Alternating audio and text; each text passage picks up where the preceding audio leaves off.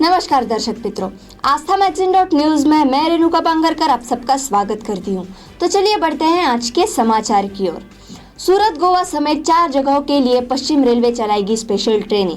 यात्रियों की सुविधा और उनकी मांग को देखते हुए पश्चिम रेलवे ने बांद्रा टर्मिनस और भावनगर, बांद्रा टर्मिनस और भगत की कोठी, मुंबई सेंट्रल से जयपुर और जयपुर से बोरीवली व सूरत और मडगांव के बीच स्पेशल ट्रेनें के 8 फेरे चलाने का निर्णय लिया है। ट्रेनें विशेष किराए के साथ पूर्वतः आरक्षित ट्रेनों के रूप में चलेगी। गुजरात सरकार को सुप्रीम कोर्ट का बड़ा झटका, हाई कोर्ट के फैसले पर रोक लगाने से किया इनकार। सुप्रीम कोर्ट ने हाई कोर्ट के आदेश के कुछ प्रावधानों पर रोक लगाने से इनकार कर दिया है और कहा है कि वह हाई कोर्ट के फैसले में दखल नहीं दे सकता। हालांकि सुप्रीम कोर्ट ने मामले का परीक्षण करने का फैसला लिया है। क्रूड ऑयल 8 साल के रिकॉर्ड में हाई पर 5 राज्यों में चुनाव खत्म होते ही 15 रुपए बढ़ सकता है दाम। उत्तर प्रदेश और पंजाब सहित 5 राज्यों में चल रहे विधानसभा चुनाव के बाद आम आदमी को महंगाई के मोर्चे पर बड़ा झटका लग सकता है। विधानसभा चुनाव के नतीजे 10 मार्च को आने हैं। इसके बाद पेट्रोल डीजल महंगे हो सकते हैं क्योंकि कच्चे तेल के दाम 8 साल के हाई लेवल पर जा पहुंचे हैं। सोना 50 और चांदी 64,000 के करीब पहुंची। आने वाले दिनों में और बढ़ सकते हैं दाम। कारोबारी हफ्ते के पहले दिन यानी सोना चांदी के दामों में शानदार बढ़त देखी गई। India Boolean and jewellers association की वेबसाइट के अनुसार सराफा बाजार में 819 रुपए महंगा होकर 49,739 रुपए प्रति 10 ग्राम पर पहुंच गया है। सूरत दहेज में की एबीजी शिपयार्ड का 22,842 करोड़ का घोटाला, सीबीआई ने कंपनी के खिलाफ दर्ज की एफआईआर। देश के इतिहास की सबसे बड़ी बैंक धोखाधड़ी सामने आई है। इस मामले में केंद्रीय जांच एजेंसी सीबीआई ने एबीजी शिपयार्ड लिमिटेड कंपनी पर केस दर्ज किया है।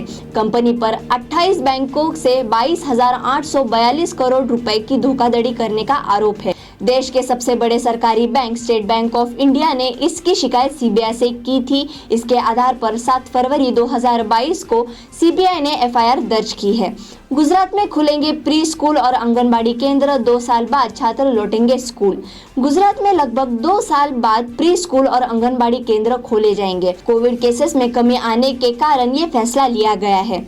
संसद टीवी का यूट्यूब खाता किया गया हैक, हैकर्स ने नाम बदलकर इथेरम किया। लोकसभा और राज्यसभा कार्रवाई का सीधा प्रसारण करने वाले संसद टीवी की ओर से कहा गया कि उनके यूट्यूब अकाउंट से कुछ घोटालेबाजों ने हैकिंग की है और उन्होंने चैनल का नाम बदलते हुए इथेरम कर दिया है। मौसम ले रहा करवट, देश में कहीं गर्मी का एहसास तो कहीं होगी बर्फबारी। उत्तर भारत के अधिकतर राज्यों में अब धीरे धीरे न्यूनतम तापमान में वृद्धि हो रही है। भारतीय मौसम विज्ञान विभाग के मुताबिक पहाड़ियों, उत्तर पश्चिम मध्य भारत के कुछ हिस्सों में भी न्यूनतम तापमान में मामूली बढ़ोतरी हुई है। भारत मौसम विज्ञान विभाग ने कहा कि अगले 2 दिनों में उत्तर पश्चिम मध्य भारत के अधिकांश हिस्सों में न्यूनतम तापमान में 2 से 4 डिग्री सेल्सियस की वृद्धि होने की संभावना है। ओमिक्रॉन के बाद अब खतरे की घंटी बजा रहा है डेल्टा क्रॉन। करीब 1 महीने पहले साइप्रस यूनिवर्सिटी के वायरोलॉजिस्ट लियोनिडस कोस्टिकिस ने बताया था कि उन्होंने डेल्टा क्रॉन नाम के एक नए वेरिएंट की पहचान की है। हालांकि उस समय कई जानकारों ने उनके दावे को खारिज कर दिया था और कहा था कि हो सकता है कि यह लैब में किसी गलती या कंटेमिनेशन के कारण हुआ हो। डेल्टा वेरिएंट की घातक क्षमता और ओमिक्रॉन वेरिएंट की संक्रमणता के बारे में तो सभी जान चुके हैं, लेकिन अब इन दोनों वेरिएंट का कॉम्बिनेशन डेल्टा क्रॉन डर बढ़ा रहा है। चारा घोटाले के 5वें मामले में लालू यादव दोषी। लालू प्रसाद यादव को अब तक चारा घोटाले से जुड़े 4 मामलों में दोषी करार कर दिया गया था, जिसमें 4 के लिए उन्हें सजा सुना दी गई है, जबकि 5वें मामले में 21 फरवरी को सजा का ऐलान किया जाएगा। रूस ने यूक्रेन पर हमला किया तो भारत पर भी होगा असर। रूस और यूक्रेन के बीच तनाव बढ़ गया है। यूक्रेन में आशंका जताई जा रही है कि रूस 24 घंटे में हमला बोल सकता है। यदि ऐसा हुआ तो इसका असर पूरी दुनिया पर पड़ेगा। भारत भी अछूता नहीं रहेगा। इससे पहले गहराते युद्ध संकट के बीच अमेरिकी राष्ट्रपति जो बाइडेन ने कहा था कि यदि रूस यूक्रेन पर हमला करता है तो हम रूस की गैस पाइपलाइन को खत्म कर देंगे। भारत में भी गैस और पेट्रोल डीजल की कीमतों में भारी बढ़ोतरी की आशंका जताई जा रही है। 24 घंटों में हमला कर सकता है। रूस भारतीयों से भी तत्काल यूक्रेन छोड़ने की अपील। क्या रूस यूक्रेन पर हमला करने जा रहा है? यूक्रेन के राष्ट्रपति के एक फेसबुक पोस्ट के बाद पूरी दुनिया में डर का माहौल बन गया है।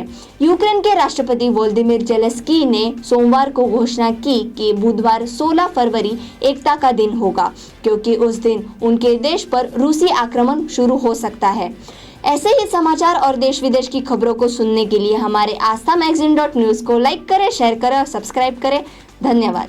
સંસ્કારોનું સિંચન કરતું પારિવારિક મેગેઝિન એટલે આસ્થા ગુજરાતી મેગેઝિન અને ડિજિટલ વેબ ન્યૂઝ પોર્ટલ. આસ્થા સમાચારોનું સચોટ માધ્યમ. વધારે માહિતી માટે વિઝિટ aasthamagazine.news.